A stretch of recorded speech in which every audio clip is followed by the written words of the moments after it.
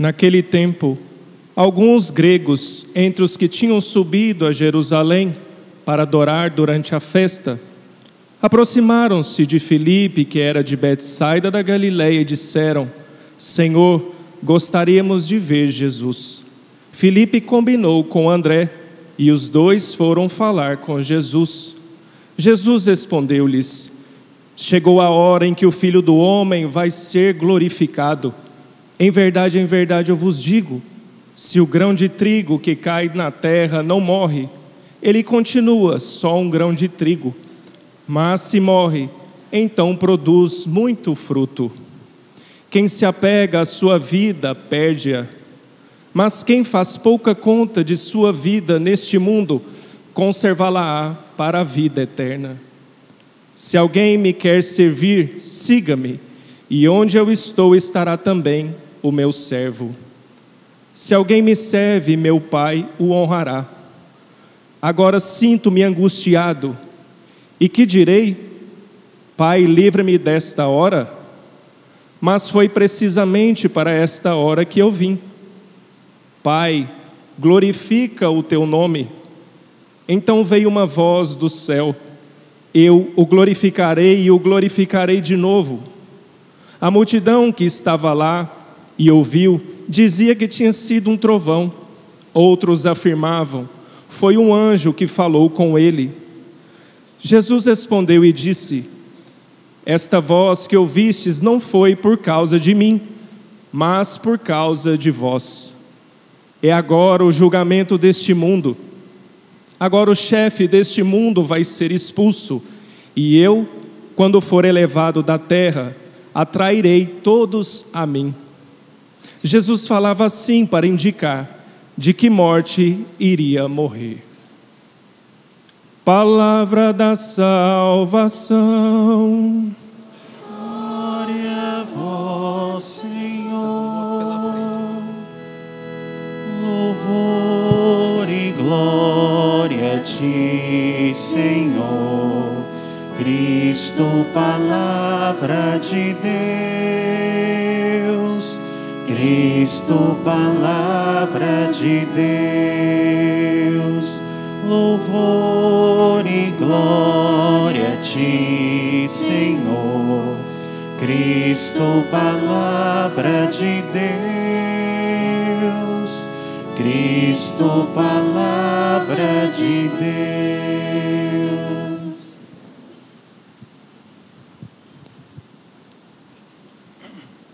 Caríssimos irmãos e irmãs, estamos celebrando o 5º domingo da Quaresma.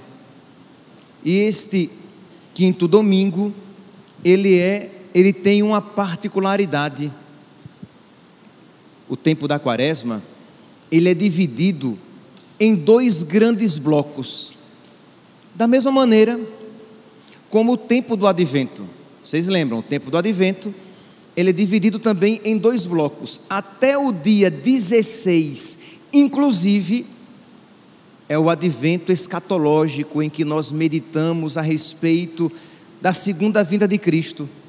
A partir do dia 17, começam as antífonas do Ó, e o advento natalino, em que nós nos voltamos para a chegada, não a segunda vinda, mas a primeira vinda, a vinda na carne, pequenininho, em que ele se faz um bebê para a nossa salvação. Pois bem, isso no tempo do advento. No tempo da Quaresma, nós também dividimos a Quaresma em 2 blocos.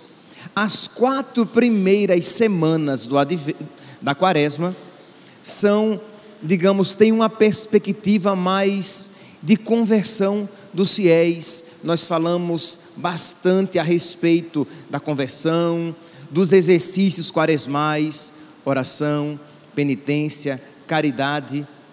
E aí nós vamos nos aprofundando nesses pontos no decorrer das 4 semanas. Mas a partir da 5ª semana, do 5º domingo da Quaresma, a perspectiva muda. Nós agora nos voltamos para a paixão de nosso Senhor. Isto é, nós iremos contemplar Jesus Cristo crucificado. Os próprios textos nos levam a isso. A partir de amanhã, nós poderemos ouvir no prefácio, já o prefácio da paixão, em que nós vamos nos preparando espiritualmente para a paixão de nosso Senhor, pedindo a Ele a graça de amar a sua paixão, de reproduzir em nós a sua paixão, não de apenas contemplar intelectualmente. E este segundo momento terá o seu ápice na Semana Santa, com o Evangelho da Paixão no Domingo de Ramos e da Paixão do Senhor. Isso era tão verdade que no antigo missal, no missal de 62, este domingo era chamado de primeiro domingo da Paixão, e o Domingo de Ramos era chamado de segundo domingo da Paixão. Então, apenas para que nós compreendamos a característica deste tempo. É por isso que nós temos aqui as imagens veladas, porque nós fazemos como que um jejum dos olhos, porque nós somos chamados a viver mais intensamente este mistério da paixão. O crucifixo, ele está também velado. Por quê? Porque nos prepara para quando ele for desvelado na Sexta-feira Santa, para que nós adoremos o mistério da cruz, adoremos o amor de Jesus manifestado na cruz. Então, apenas para que nós compreendamos que estamos começando um segundo momento neste tempo da Quaresma. Então, vamos agora olhar, contemplar os textos evangélicos de hoje e ver o que é que eles têm a nos ensinar, para que nós possamos viver bem, para que nós possamos nos preparar mais intensamente para a festa que se aproxima mais do que nunca. Estamos mais próximos do que antes da festa da Páscoa. No próximo domingo já será Domingo de Ramos e da Paixão.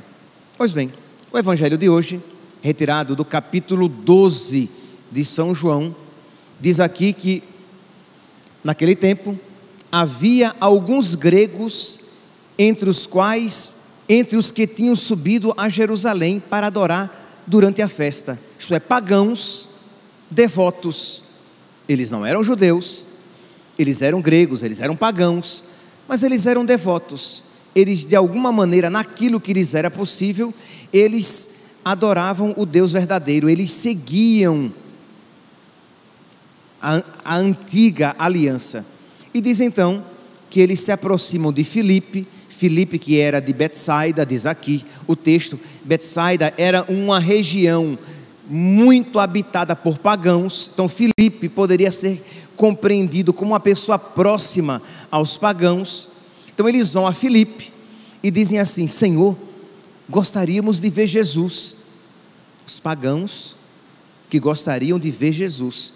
Jesus estava no templo, o templo de Jerusalém, para que vocês compreendam, ele tinha, digamos, 5 pórticos, 5 pátios. Então tinha o centro dele, chamado de Santo dos Santos. No centro do templo de Jerusalém, só o sumo sacerdote entrava uma vez no ano.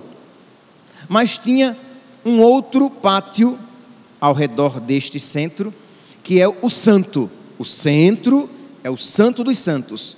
O outro é o santo. Lá era onde o sacerdote oferecia os sacrifícios.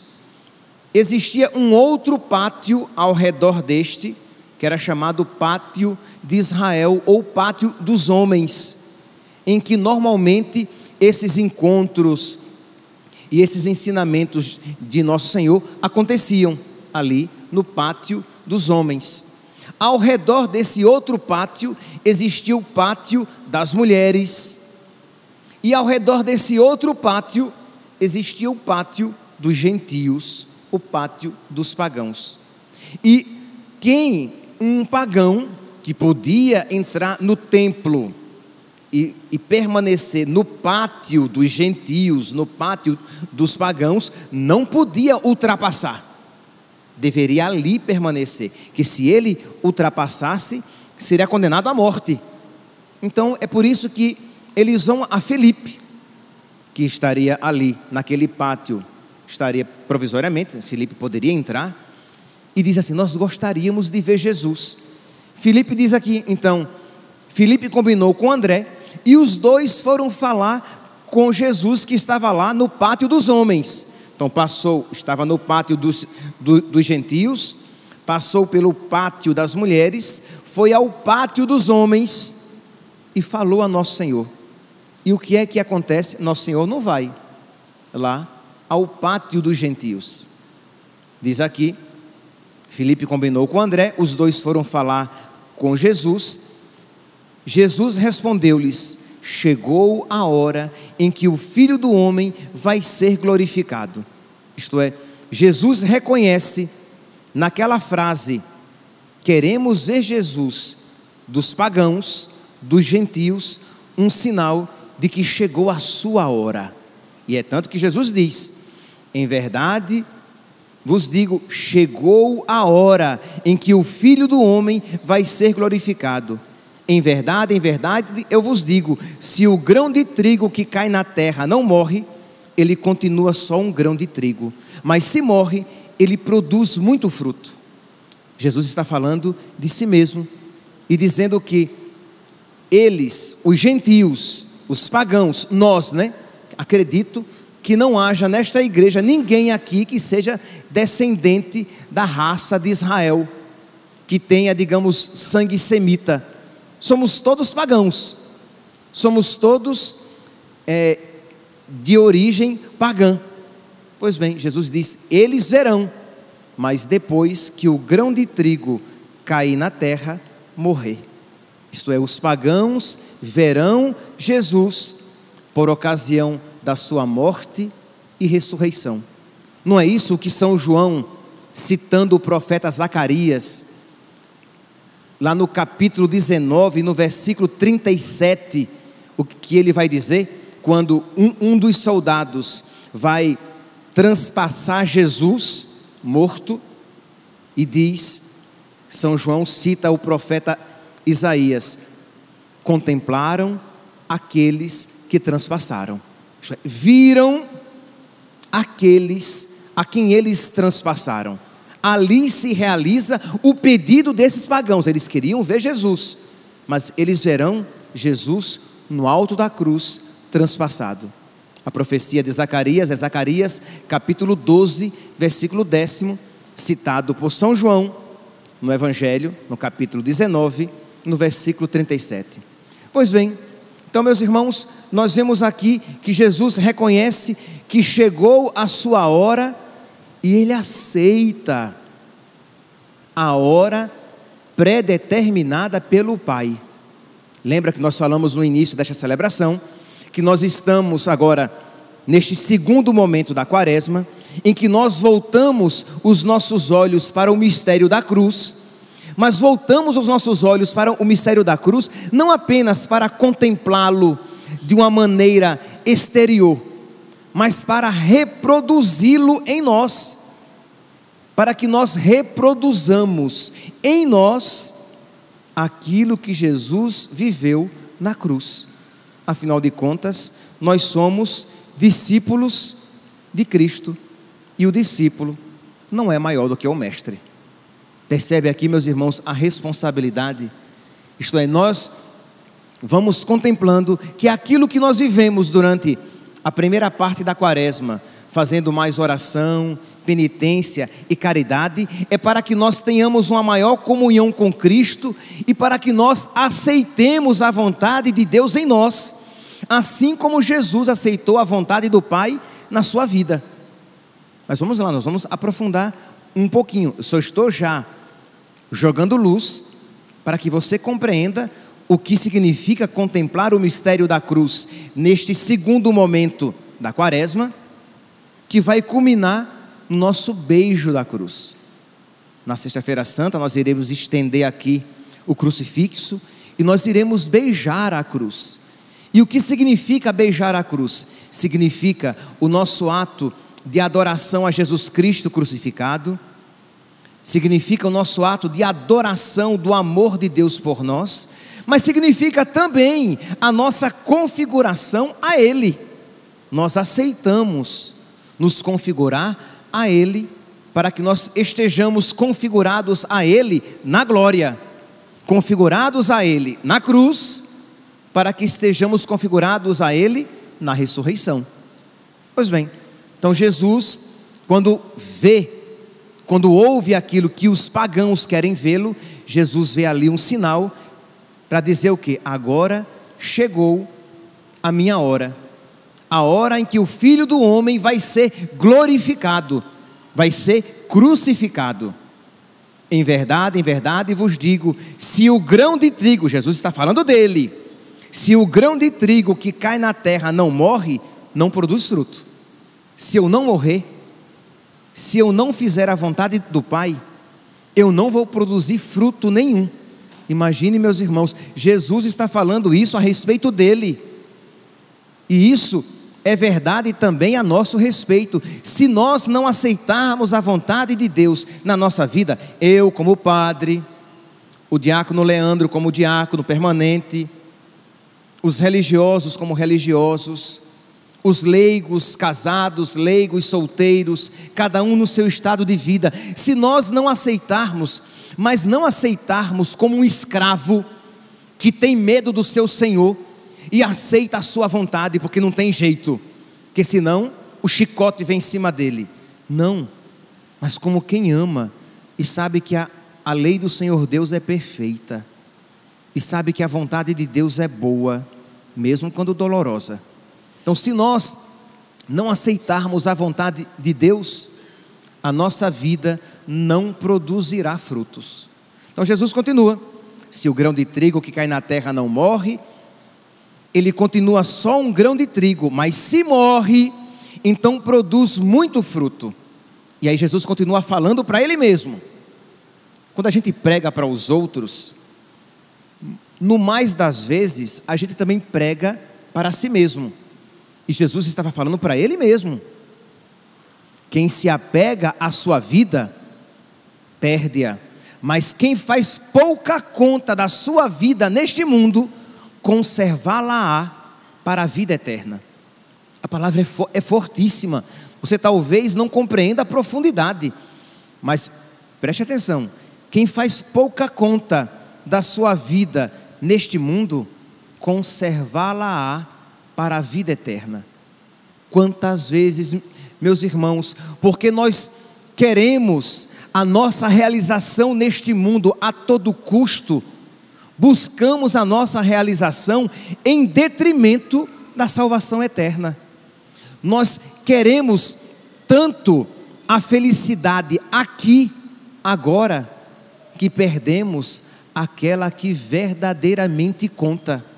Então Jesus, ele nos dá o seu exemplo. Ele diz: eu desprezo a minha vida aqui na terra para conservá-la por toda a eternidade. Isso, aí você vai dizer: ah, padre, mas ele era Deus.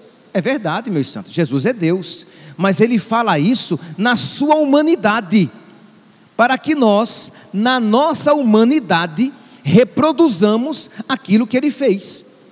Então aqui ele fala no seu estado quenótico, no seu estado de humilhação, no seu estado de rebaixamento, no seu estado encarnatório. Ele se encarnou e se fez homem, e como homem ele diz: eu desprezo a minha vida para conservá-la por toda a eternidade, para conservá-la para a vida eterna. E isso foi uma tensão na vida de nosso Senhor. Não foi algo assim tranquilo. Jesus Cristo, ele tinha duas vontades, assim como ele tinha duas naturezas. Ele tinha a natureza divina, como a segunda pessoa da Santíssima Trindade, mas ele tinha a natureza humana. Ele era verdadeiramente homem, como Filho de Deus, segunda pessoa da Santíssima Trindade, tem a vontade divina. Mas como ele era verdadeiramente homem, ele tinha uma verdadeira vontade humana. E esta vontade humana de Jesus, amorosamente, se submeteu à vontade divina. Esta vontade humana de Jesus, amorosamente se submeteu à vontade do Pai. A segunda leitura de hoje, retirada da carta aos Hebreus, nos mostra este mistério. Diz aqui que Cristo, nos dias de sua vida terrestre, dirigiu preces e súplicas com forte clamor e lágrimas. Provavelmente o autor da carta aos Hebreus teve acesso a uma fonte diferente daquela dos evangelhos, que cita apenas uma vez. Os evangelhos citam que Jesus Cristo viveu isso apenas uma vez no Horto das Oliveiras. Aqui, o autor da carta aos Hebreus dá a entender que isto se repetiu outras vezes. Provavelmente, o ápice, o auge se deu no Horto das Oliveiras, mas isso aconteceu anteriormente. Isto é, esta luta em que, de não desejar a morte e o sofrimento, porque nós não fomos feitos para a morte e o sofrimento. Então é claro que a morte e o sofrimento não era agradável a Jesus. Principalmente, nós não iremos aprofundar aqui neste tema, porque a maneira como Jesus sofreu lá no Horto das Oliveiras não é a mesma maneira como nós sofremos. Jesus Cristo, ele sofreu a morte de um condenado. Então ele viveu ali a partir do Horto das Oliveiras, ele experimentou o profundo e completo esvaziamento de Deus. A sua kenosis, a sua humilhação chegou ao extremo. Nós, quando sofremos sempre sustentados pela graça, habitados pela graça. Jesus viveu na total escuridão por amor a nós, para a nossa salvação. E é por isso então que Jesus Cristo se angustia. Então diz aqui a carta aos Hebreus que ele dirigiu preces e súplicas com forte clamor e lágrimas àquele que era capaz de salvá-lo da morte. Então está claro aqui, né? Jesus Cristo rezou: Pai, se é possível, afasta de mim a morte, afasta de mim este cálice, afasta de mim este fim trágico.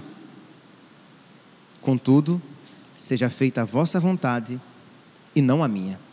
E diz aqui, que versículo 8, Hebreus capítulo 5, versículo 7 e seguintes. Versículo 8 agora: mesmo sendo o Filho, mesmo sendo Deus, ele aprendeu, Deus feito homem, ele aprendeu o que significa a obediência a Deus por aquilo que sofreu. Meus santos, obedecer a Deus é sempre morte. Por quê? Porque nós teremos, imagine, se isso aconteceu ao Filho de Deus, quanto mais a nós, que temos pecado. Jesus Cristo não tinha pecado, mas nós temos pecado. Então para nós a obediência ainda ela é mais dolorosa. Por quê? Porque nós somos desregradamente apegados às nossas vontades, e obedecer a Deus significa fazer a vontade dele e não a nossa. Eu faço a vontade dele e não a minha, e isso é doloroso.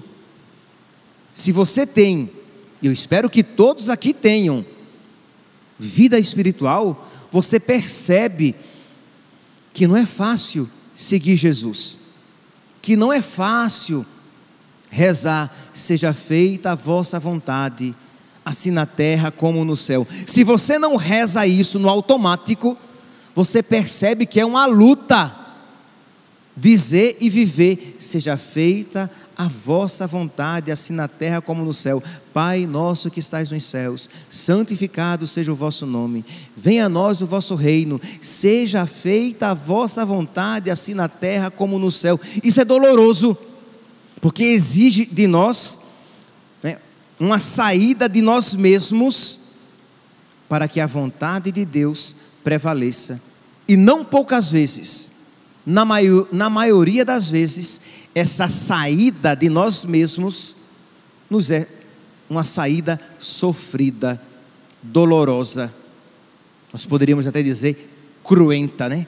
Algo que exige um derramamento de sangue no sentido metafórico da palavra, mas que em Jesus Cristo se aplicou com toda a propriedade. Exatamente, fazer a vontade de Deus significou uma obediência cruenta, sangrenta, porque Ele derramou o seu próprio sangue em obediência à vontade do Pai. E diz aqui a palavra, eu lembro que quando eu já sabia juntar algum raciocínio, né? É claro que eu já tinha lido isso antes, mas num dado momento, sei lá, com os meus 16, 17, 18 anos, ou quando eu já era seminarista, mas quando eu li esta parte que eu vou ler agora, eu me espantei. Mesmo sendo filho, calma, não é ainda isso, aprendeu o que significa a obediência a Deus por aquilo que sofreu, mas na consumação de sua vida, tornou-se causa de salvação. Não, desculpe, no versículo 7. E foi atendido por causa de sua entrega a Deus. Como assim? Eu vou repetir, que talvez vocês não tenham percebido, que eu quando li isso, eu repeti, digo, parece haver uma incompatibilidade. Cristo, nos dias de sua vida terrestre, dirigiu preces e súplicas, com forte clamor e lágrimas, àquele que era capaz de salvá-lo da morte, e foi atendido. Mas ele morreu. Ele pediu para ser livre da morte, e foi atendido, mas ele morreu. Ele foi flagelado. Aqueles que tiveram a oportunidade de assistir àquele filme A Paixão, pode contemplar a violência da flagelação de nosso Senhor. Ele foi flagelado, ele carregou a cruz, ele foi crucificado e ele morreu. Mas a palavra diz que ele foi atendido? Foi. Ele foi atendido, meus santos, porque quem reza de verdade deve estar disposto a receber o que Deus oferece, e não aquilo que eu imponho, e não aquilo que eu peço. A oração cristã, o objetivo primeiro da oração cristã, não é comunicar a Deus o que eu quero e mudar a vontade de Deus para que Ele me dê o que eu quero. O objetivo da oração cristã é para que eu aprenda a querer o que Deus quer. Eu posso apresentar-lhe os meus desejos e necessidades, mas devo estar disposto a receber algo totalmente diferente. E se eu rezar com o Espírito de Cristo, eu direi: a minha prece foi atendida. Deus ouviu as minhas súplicas. Mas como? Ele não deu o que você pedia, Ele me deu o melhor. Ele me deu algo muito melhor, porque a lei do Senhor Deus é perfeita. Já há alguns domingos, eu acho até que em todos os domingos que eu celebrei aqui na matriz, eu tenho repetido este versículo sálmico: a lei do Senhor Deus é perfeita, a vontade do Senhor Deus é boa. Então, diz aqui a carta aos Hebreus, e ele foi atendido. Percebe aqui, meus irmãos, como isso dá um giro na nossa vida de oração? Como isso nos ensina a rezar como cristãos, a rezar com o Espírito de Cristo, a rezar à maneira de Jesus, e não como os pagãos que querem mudar a vontade de Deus multiplicando as suas palavras. Nós não fazemos isso. Nós rezamos, nós apresentamos a Deus as nossas necessidades, mas no final nós deixamos a decisão para Deus. Por quê? Porque nós não sabemos o que pedir, nem como pedir. Eu não sou Deus e eu não sei o que é o melhor para mim. Então, eu preciso ser humilde, eu preciso me colocar no meu lugar e saber que eu não sei o que é o melhor para mim. Então, Senhor, seja feita a vossa vontade, assim na terra como no céu. Pois bem, então, Jesus reconhece que chegou a sua hora, e aquilo que ele viveu, né, o drama, a angústia que ele viveu, aqui nós iremos ver que já se o seu coração já começa a se aquietar na vontade de nosso Senhor. Ele vai viver mais à frente um outro drama, no Horto das Oliveiras, mas ele já começa a viver aqui e vê que eu vim para essa hora chegou, e eu não vou pedir a Deus, livra-me dessa hora. Ele vai dizer: se alguém me quer servir, siga-me, e onde eu estou, estará também o meu servo. Então isso também se aplica a nós. Onde ele estiver, na cruz, estará o meu servo. Onde ele estiver na glória, estará o meu servo. Então quem quiser me seguir, renuncie a si mesmo. Se alguém me serve, meu Pai o honrará. E eu me sinto angustiado com isso. Percebe aqui, este luz e sombra na oração de nosso Senhor? Ele vê a vontade de Deus, mas na sua humanidade, ele percebe essa angústia.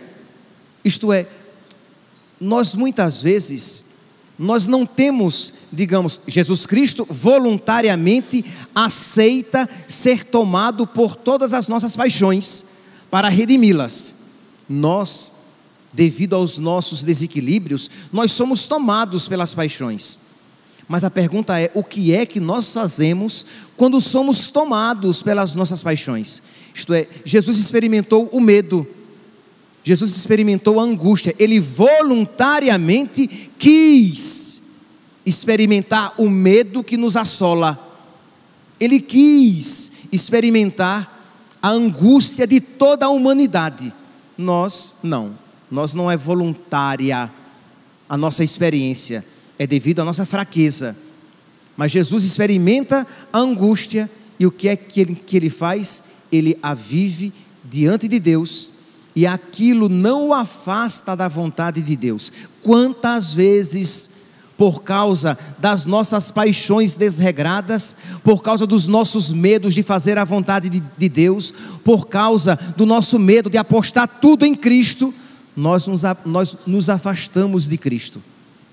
Então precisamos, por isso que é tão importante, nesses dias que antecedem a paixão, você pegar os capítulos, por exemplo, de São João, a partir do capítulo 13, você meditar a paixão, você lê o relato da paixão. Seria tão interessante que todos nós aqui, até o próximo domingo, você lesse, digamos, o relato da paixão de um dos sinóticos, Mateus, Marcos ou Lucas. Se você pegar lá a Bíblia, você vai ver, e num dado momento haverá uma frase em negrito que vai dizer início da paixão, e você começa a ler aqueles últimos capítulos do Evangelho de Mateus, de Marcos e Lucas, e na Semana Santa lê a paixão segundo João, que começa no capítulo 13, e você lê, meditar e pedir a Deus que você não o abandone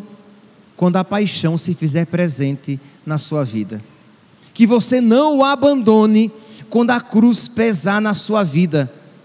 Pedir a Jesus que Ele coloque no seu coração os seus mesmos sentimentos. Por quê? Porque Ele, Jesus, não abandonou o Pai quando a cruz lhe foi apresentada.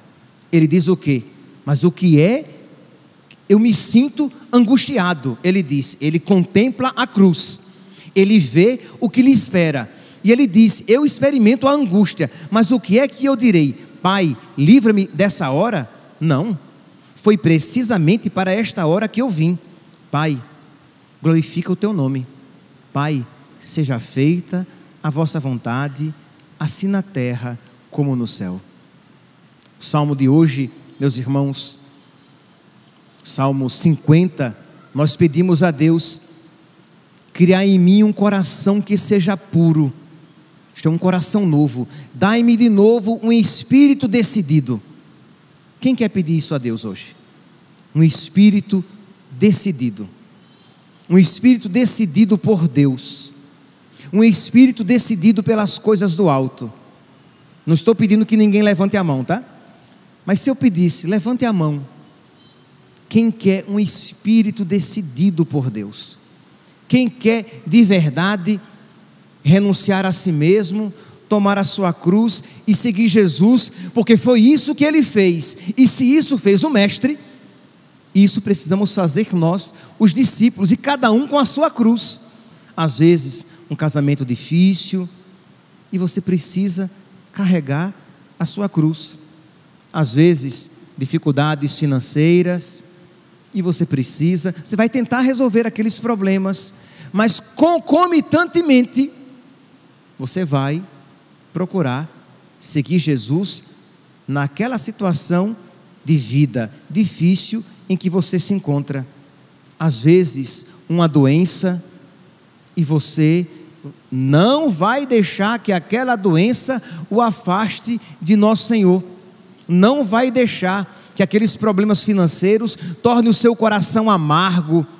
Não vai deixar que aqueles problemas se tornem o centro da sua vida, de modo que você se esquece de Deus e só pensa em resolver aqueles problemas, em ganhar mais dinheiro, em pagar as suas dívidas ou em alcançar a cura para a sua doença, que pode ser que aquele infortúnio seja a cruz, faça parte do caminho de santificação da sua vida.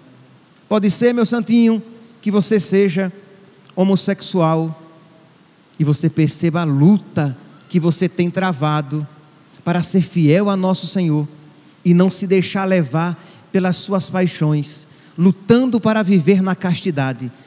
E aquela é a sua cruz. Pode ser, meu santinho, minha santinha, que você perceba que você tem uma grande dificuldade de viver a castidade. Você no seu namoro, você tem uma dificuldade imensa. Para você viver a castidade é uma tortura, e você vai se esforçar para viver a castidade, porque você quer glorificar a Deus no seu corpo, para se preparar para um dia você se casar e viver na castidade a vida sexual no seu casamento. Pode ser que você, homem casado, mulher casada, estejam experimentando a dificuldade das exigências da vida matrimonial, a dedicação à esposa, a dedicação ao marido, a dedicação aos filhos. Isto é, quando um homem e uma mulher se casam e chegam os filhos, eles percebem que agora eles estão em segundo, terceiro, quarto, quinto lugares, porque de alguma maneira, claro, aqui Deus está sempre em primeiro lugar, né? Mas no plano humano, em primeiro lugar estão os filhos, o bem dos filhos, a subsistência dos filhos, a manutenção dos filhos, a educação dos filhos, e os pais que se sacrificam pelos seus filhos, e isso é o seu caminho de santificação. Então cada um aqui no seu estado de vida, poderia falar aqui também para os padres, os religiosos, isto é, as dificuldades que enfrentamos e que são o caminho da nossa santificação, do nosso renunciar a nós mesmos, tomar a nossa cruz e seguir Jesus. Criar em mim um coração que seja puro, dai-me de novo um espírito decidido. Pedir a Deus essa decisão, em que nós que começamos a contemplar a paixão de nosso Senhor, nós nos decidimos por ela, porque nela nós encontramos Jesus. Porque sabemos, meus irmãos, que para nós cristãos não há cruz sem Cristo, mas também não há Cristo sem cruz. Que a Virgem Maria, a Virgem das Dores, que tão bem compreendeu isso, nos ajude a viver bem estas semanas que antecedem a Páscoa, para que nós possamos estar com Cristo na cruz, para que possamos um dia estar com Cristo na glória. Louvado seja nosso Senhor Jesus Cristo, para sempre seja louvado. De pé, meus irmãos, proclamemos a nossa fé. Creio em Deus Pai Todo-Poderoso,